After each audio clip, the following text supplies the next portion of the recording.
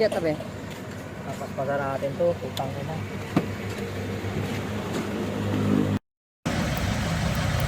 So ito kadarating lang, Mazda Miata NE, local version.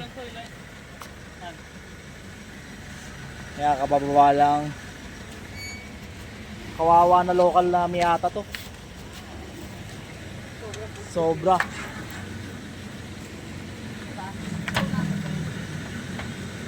So titingnan natin kung anong kondisyon sa loob ng engine bay. Oh shit. May ipis pa oh. Na matindihan to ah.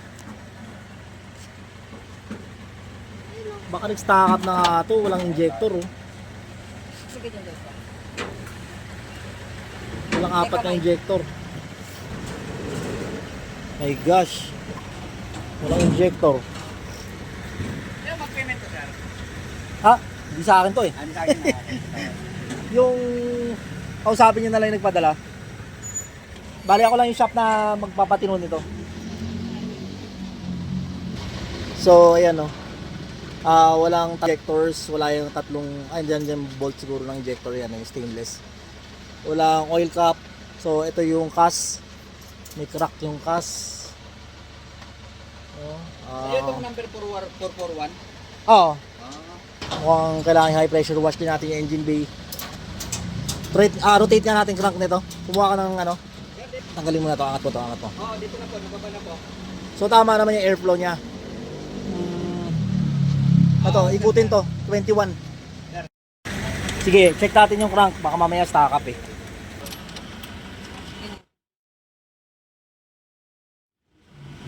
Okay. Bakit parang ayaw mo?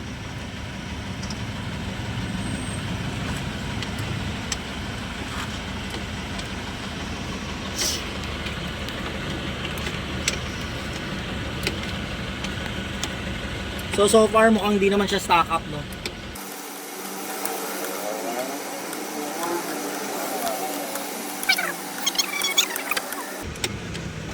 Siguro kailangan na rin So far, tuloy-tuloy naman. So that's a good sign na okay yung piston no. Pero wala kasi siya yung apat na injectors, medyo mahirap maghanap ng injectors ito. So far that's a good sign. So ito pa pala naka Mazda speed siya na high tension wire. Yun nga lang may ngat-ngat doon ng daga. Ayun, sayang naman. Yung harness din ng EFI mukhang wala dito. Bukas nga yung likod nito para makita Oo yung mga nga. gamit sa loob. Baka nandoon. Dito wala eh. So wala yung harness ng EFI. Wala injector harness at the same time yung EFI system harness wala. Ano yan? Anong ano dyan? Sa likod para makita yung mga gamit dito. Baka nandoon. Oo. Hindi ganito, labas na lahat ng gamit dyan. Buksan yung trunk. Wala Je. Walang laman to. Super hard lang da. Wala laman. Urong. Oh, dito. So dito sa likod, no meron no may busina bago pa no. Tapos what's this? Ay, fuse holder. Clearance light, fender light pala. Kunin mo na yung mga gamit doon sa harapan. Mag-iabala sa atin yun. So may muffler. Ano to? Napakalaki naman ito. Hindi mo pang Miata to. Hindi mo na sa trunk niya. Kailangan ipakita niyo sa video ha.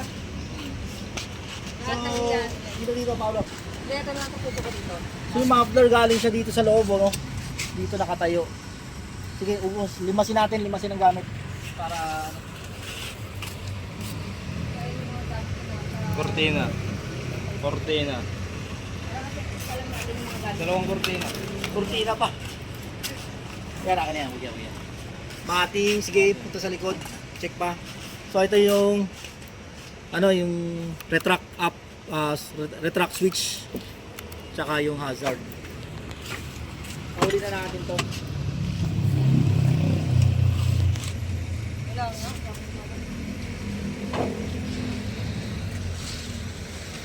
Yung sa harap. Huwag ka nang matadampot. Meron ako nakita. So ito, yung tombstone niya. Tombstone kung tawagin.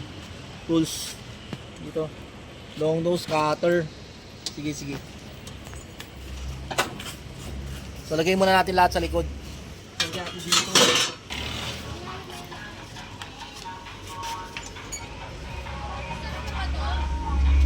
Wala nang makuha dito, Jay.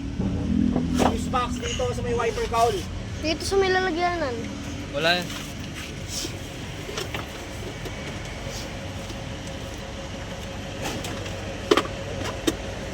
Balik mo doon. Wala naman. Box lang ng GK.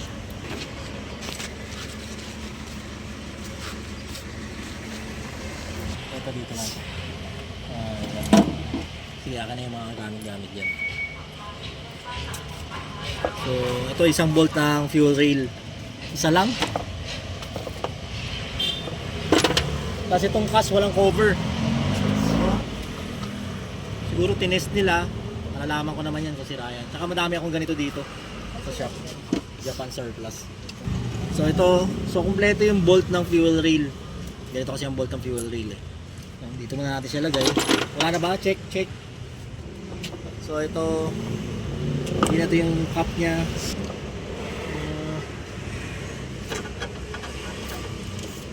May Lakimi pa. So, major. Dami kulang. My gosh. So, may ECT naman siya doon. 2 terminal type na ECT. Tama para sa first gen na Miyata na BP. So, wala talaga siyang. So, ang pangit yung pagkaka-wiring dito, ang gulo. I request i-rewire na rin natin to. Pati yung clutch line. Mukhang pabigay na yung clutch line. TPS socket, wala. Injector harness, wala. Walang wiring dyan? Shit. So oxygen sensor din. Ayun din. Meron siyang oxygen sensor pero putol, no?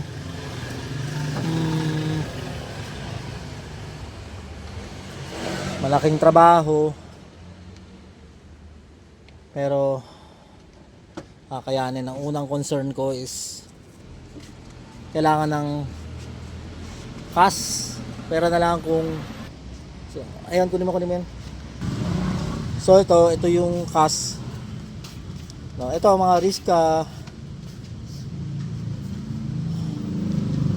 Pwede ko naman lagyan na lang to ng ng panibagong socket niya. Pero ang socket talaga to pag ito palit na. Kasi walang cover, no? May expose akong contaminants tong hull sensor niya sa loob.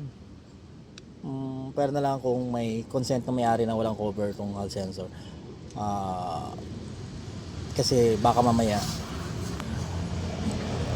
kung anong maipit dito sa loob or bumigay ka agad yung CAS dahil syempre expose siya sa contaminants. Doon magagawa ko masigurado yung connection dito sa 4 na terminal na to. Meron akong reliable na paraan dyan. Oil cap nga, madami tayo oil cap dyan eh. Walang harness kasi ganun.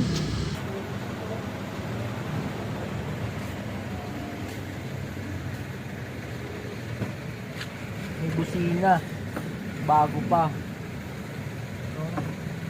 Tapos what's this? Ayun yung shoulder clearance light, fender light pala. Kunin mo na yung mga gamit doon sa harapan. Hindi yung mga sa akin.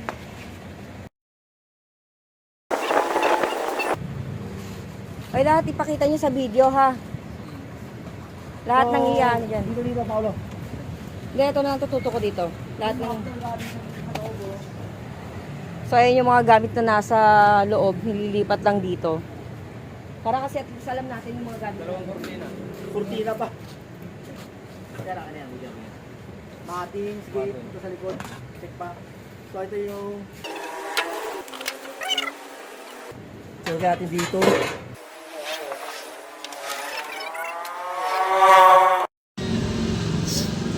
So far meron siyang dalawang ignition coil na smart coils ng BP. Sayang yung dashboard, nagkaroon ng crack. Oh. So bulat-latin mo nga to, yung carpet. Titingnan ko yung kung may computer box yan. Wala siya talagang harness ah. Wala din computer box. Walang computer box. Malaking trabaho. Ana ka na. Ikutan mo na lang. Ikaw na, Paolo. Tumingin mo flat. Gulong. Ayan, Pag flat. may masita ka, ikutan mo na.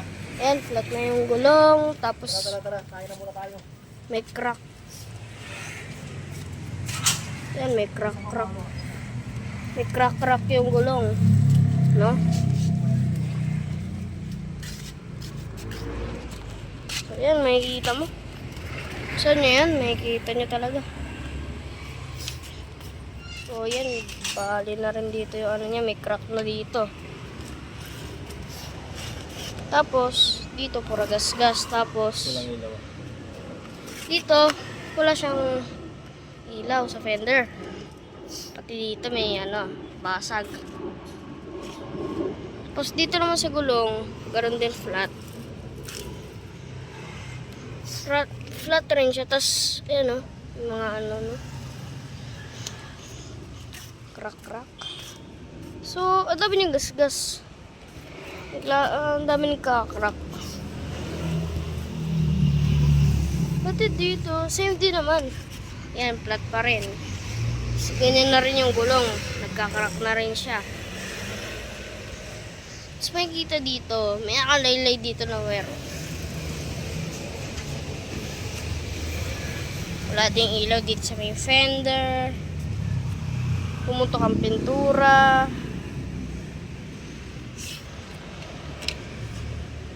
Nakatanggal din ito.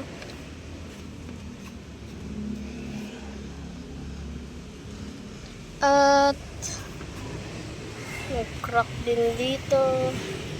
Tapos ayan. Ganun din. Ganun din siya. Pero mas malaki yung crack dito. Ayan o. Nakikita. Crack. Kalaki.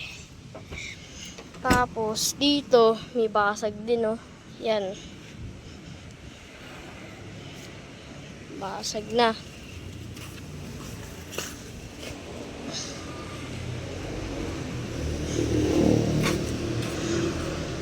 Tapos, ewan namin na naputol na dahil sa karawang tong tambucho. Nagalaw oh.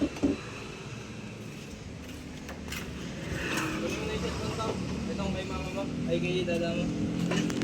So, yan, madumi. Sige na.